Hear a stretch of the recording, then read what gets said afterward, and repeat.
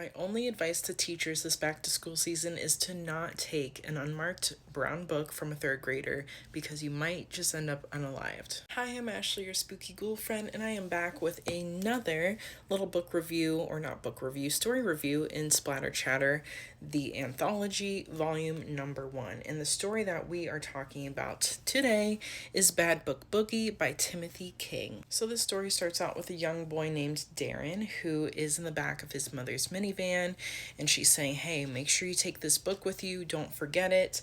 I believe they're having a little show and tell day at school, so each kid is bringing a little story or book with them for the teacher to read, and I guess today is Darren's day. So he brings the book into the school, he gives it to his teacher, and he's very adamant when he tells her that he doesn't want to be there when she starts the story. He has to go to the bathroom, so he's like, go ahead and do you. And reluctantly, she's kind of like, okay, well, go to the bathroom. And Darren runs out of the classroom. That's all I will tell you, because the rest you'll just have to read to see what happens.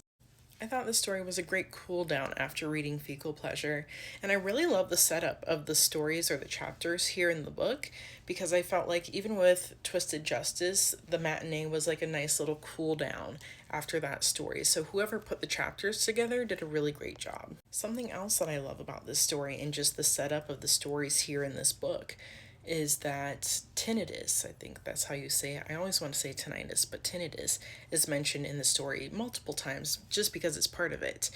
And then the very next story after that is titled Tinnitus. So I love that kind of trail into the next story. I love that Veronica and Karen are mentioned. They are the ones that put this book together and made sure the publishing was made possible. So I love that they're mentioned throughout different stories in the book to kind of show them appreciation. I think that's awesome. And I love that one of the little girls is named Mary Shelley. I think that's really fun. I think once I finished the story, I was thinking 4 stars, 4.5 stars. Great job, Timothy King. I really, really loved it. I thought it was great. Such a good length. This is a story that I feel like would make a really interesting movie. Just the fact that it's a little kid kind of like initiating this domino effect of events is interesting to me. So yeah, I really liked the creative thought and idea that went into this story. And again, if you like all the spooky things, go ahead and hit the follow button.